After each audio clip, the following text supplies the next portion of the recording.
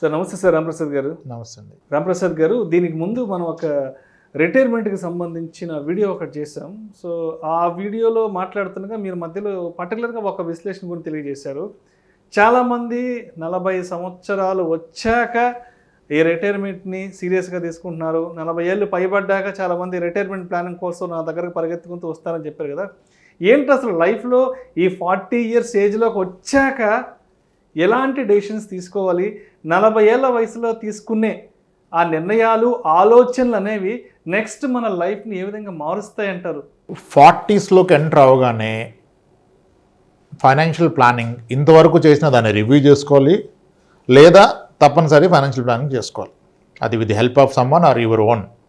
దాంట్లో first parameter ఏంటంటే మీ financial ప్లానింగ్లో భాగంగా చేయాల్సింది హెల్త్ ఇన్సూరెన్స్ మీకు మీ ఫ్యామిలీకి సరిపడా ఎడిక్వేట్గా ఉందా లేదా. నెక్స్ట్, మీ పిల్లల హయ్యర్ ఎడ్యుకేషన్ అయిపోయేంత వరకు మీకంటూ ఒక భారీ లైఫ్ ఇన్సూరెన్స్ కవరేజ్ ఉందా లేదా. ఇప్పుడు మనమంటూ ఉంటే కింద మీద పడి ఎలాగైనా చేపిస్తాం, మనకేమన్నా అయితే కూడా వాళ్ళ భవిష్యత్తు ఆగిపోకూడదు అంటే ఒక proper term insurance and health insurance. చాలామందికి 40 కల్లా వచ్చే ఛాలెంజ్ ఏంటంటే ఆ 40స్లో మోస్ట్లీ హెల్త్ ఇష్యూ వచ్చేస్తున్నాయి. అవి కనుక వస్తే హెల్త్ ఇన్సూరెన్స్ కూడా రాని పరిస్థితులు వచ్చేస్తున్నాయి. మీకు హెవీ డయాబెటీస్ కనుక వచ్చి ఇన్సులిన్ మీదకి వెళ్తే పాలసీ చాలా తక్కువ మంది ఇస్తున్నారు. ఈలోపు 2-3 కాంప్లికేషన్ వస్తే పాలసీ రాదు, వచ్చిన వెయిటింగ్ పీరియడ్ ఉంటుంది. సో ఇప్పటి వరకు వదిలేసిన 40s వచ్చాక you can't afford delaying your health insurance and term insurance.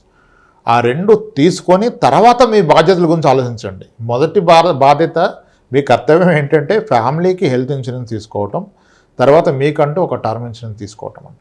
ఈ 40 to 50 is the last choice of life to alter your rest of life. సరే, దట్స్ ఇట్.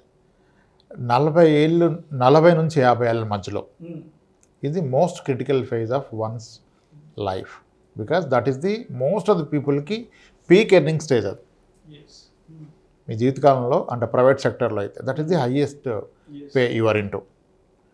అక్కడ కాంపిటీషన్ కూడా అలాగే ఉంటుంది. When someone is highest pay, ఆ pressure కూడా అలాగే ఉంటుంది. At the same time family నుంచి కూడా అక్కడే మీకు ప్రెజర్ స్టార్ట్ అవుతాయి. టిపికల్గా 30 బిలో మ్యారేజ్ అయ్యే కిడ్స్ వస్తే by 46 age 44 age your kids are teenagers and their higher education is due. Higher education వచ్చేస్తుంది 2-3 ఏళ్ళలో. అదే టైంలో మీ పేరెంట్స్ ఓల్డ్ ఏజ్, డిపెండెన్సీ, పూర్తిగా వాళ్ళు మీ మీద డిపెండ్ అయి ఉంటారు. మోస్ట్లీ హెల్త్ కండిషన్స్ అక్కడ స్టార్ట్ అవుతాయి. మీకు 45-50 అంటే మీ పేరెంట్స్ ఆర్ 70-75లో ఉంటారు. 68-70 అప్రాక్సిమేట్గా. సో వాళ్ళకి మీ అవసరం.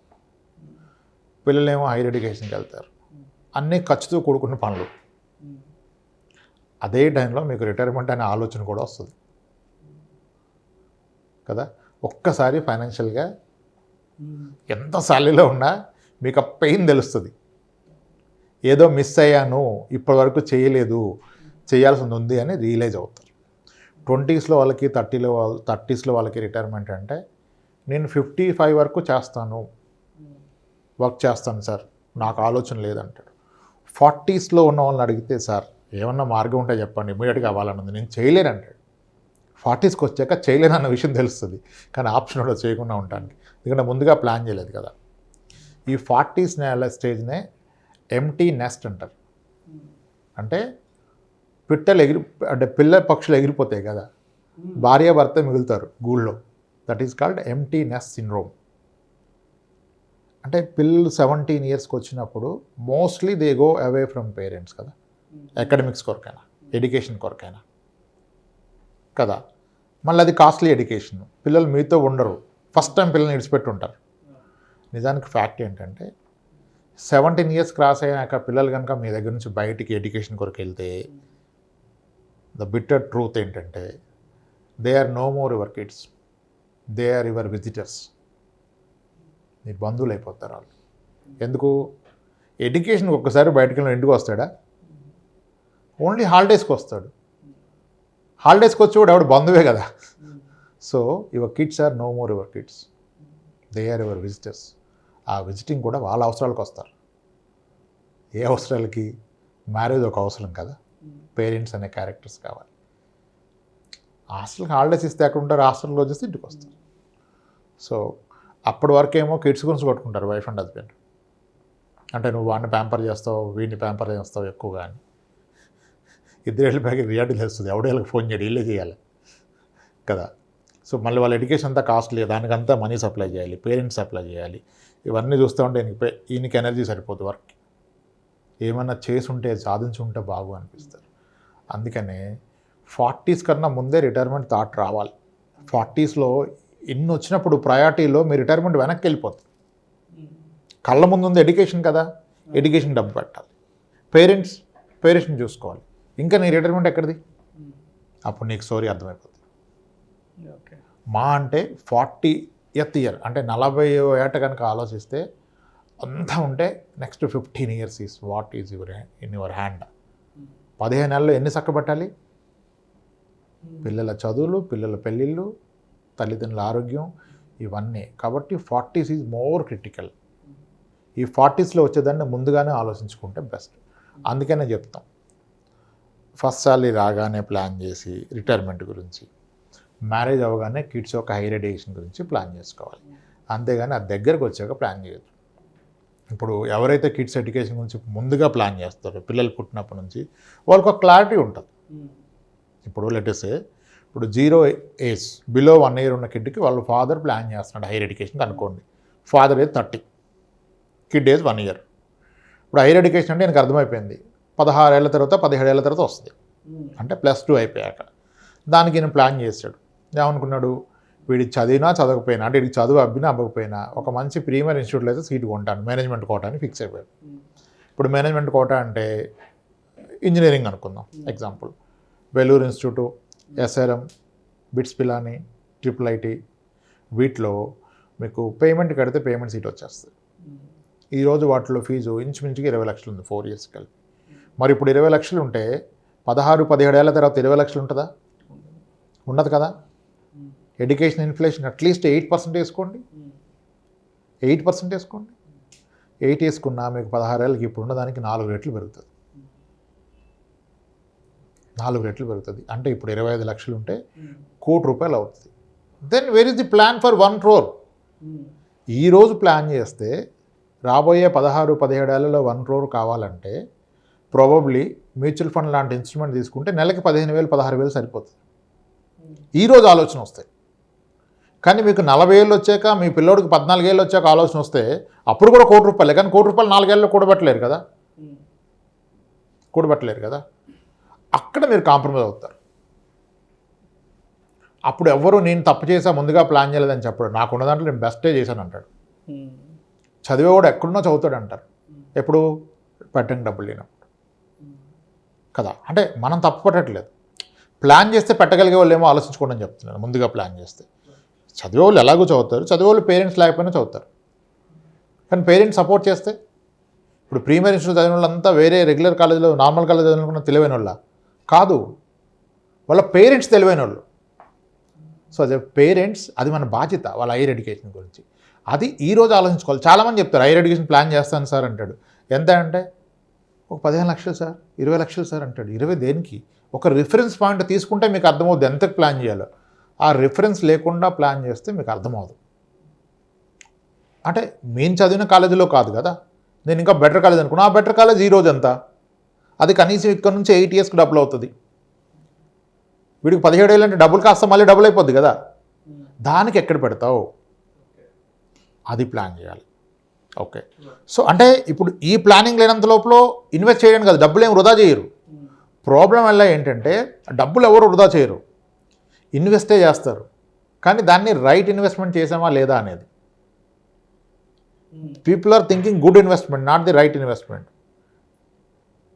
ఇప్పుడు ఆ టైంకి నాకు కరాఖండిగా చేతికి ఆ ₹1 కోటి వచ్చే విధంగా ఇన్వెస్ట్ చేయాలి. ఓకే. ఇప్పుడు నేను ఏ స్థలమో కొన్నాను అనుకోండి, పెరుగుతుంది, నిజానికి పెరుగుతుంది, 12% పెరుగుతుంది. కానీ ఆ రోజు ఫట్టుమని వస్తుందా? వస్తే కంప్లీట్ నాకు ట్రాన్సాక్షన్ అంతా నా అకౌంట్లోకి వస్తుందా ఫీజు పే చేయడానికి? క్యాష్ వస్తే పే చేయలేను కదా. కొనండి, ప్లాట్ కొనండి ఎడ్యుకేషన్ కొరకు. కొంటే కూడా దాన్ని అకార్డింగ్లీ మేనేజ్ చేయండి. 17వ ఏట కట్టాలంటే 14 ఏట నుంచి దాన్ని అమ్మటం మొదలు పెట్టండి.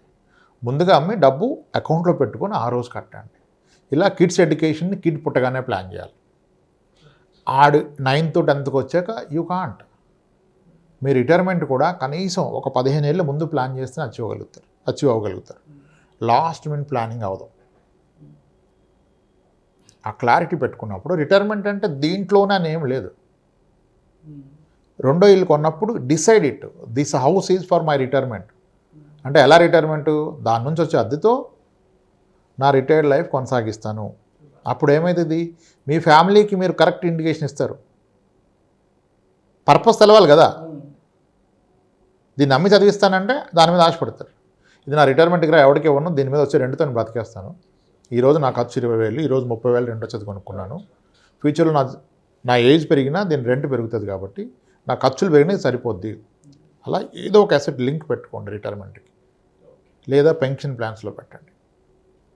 అది last choice is when you reach 40. 50 వచ్చాక ప్లాన్ చేయలేరు. కెరియర్ ఎండ్లోకి వచ్చేస్తుంది. ప్రైవేట్ సెక్టర్లో అయితే ఇంకా డిఫికల్ట్ ఉంటుంది. అందుకే గవర్నమెంట్ సెక్టర్లో చాలామంది ఓల్డ్ పెన్షన్ కావాలంటున్నారు. న్యూ పెన్షన్ వద్దు, మాకు ఓపీఎస్ కావాలని. ఒక గ్యారంటీడ్ పెన్షన్ అనేది మనిషికి భరోసా ఇస్తుంది. సో 40sలో ఈ పారామీటర్స్ అన్నీ ఒక్కసారి వచ్చి పడటం వల్ల that is the most critical phase. But still plan చేసి అచీవ్ చేయొచ్చు. 40s is the most critical phase. అది last opportunity for you to start a good investment. Yes sir, అలా ప్లాన్ చేసుకోవాలి 40sలో. Thank you sir, thank you so much Ramprasad గారు. ప్రతి మనిషి జీవితంలో 40 years ఫేజ్ అనేది ఎంత కీలకమో, ఆ 40 years ఏజ్లోకి అడుగుపెట్టాక ఎటువంటి ఫైనాన్షియల్ కమిట్మెంట్స్ అనేవి మనల్ని చుట్టుముడతాయి, ఎటువంటి బాధ్యతల ఊబిలో మనం కూరుకుపోతుంటాము. సో రిటైర్మెంట్ని ఎంత ఎర్లీగా ప్లాన్ చేసుకోవాలి అని ఇలాంటి అద్భుతమైన అంశాల గురించి చాలా క్రిస్టల్ క్లియర్గా అండ్ చాలా ఎమోషనల్గా కూడా మన ఆడియన్స్కి మీ విశ్లేషణ ద్వారా అందించారు sir. Thank you so much Ramprasad గారు. ఎందుకంటే గతంలో చాలా రిటైర్మెంట్ వీడియోస్ చేసాము, బట్ ఎందుకో ప్రత్యేకించి ఇవాళ మాట్లాడుకున్న ఈ రిటైర్మెంట్ వీడియో అంటే మీ ఎదురుగా కూర్చుని వింటున్నంతసేపు జీవితం ఏంటి, అసలు జీవితం విలువేంటి, ఒక 40 ఏళ్ల తర్వాత లైఫ్ ఏంటి, ఒక 50 ఏళ్ల తర్వాత లైఫ్ ఏంటి, ఒక 70 ఏళ్ల తర్వాత లైఫ్ ఏంటి అనేది కంప్లీట్ ఒక పిక్చర్ అనేది ఒక రియలిస్టిక్గా చూపించారు sir. Thank you so much. డెఫినెట్గా ఈ వీడియో ఎంతో కొంతమందికైనా ఉపయోగపడుతుందని, అట్లీస్ట్ రిటైర్మెంట్ గురించి ఇప్పటి వరకు ఆలోచించని వాళ్ళు అట్లీస్ట్ ఈ వీడియో చూసాకైనా వాళ్ళు కూడా రిటైర్మెంట్కి సంబంధించిన ప్లానింగ్ చేసుకుంటారని ఆశిద్దాం sir. Thank you so much Ramprasad గారు.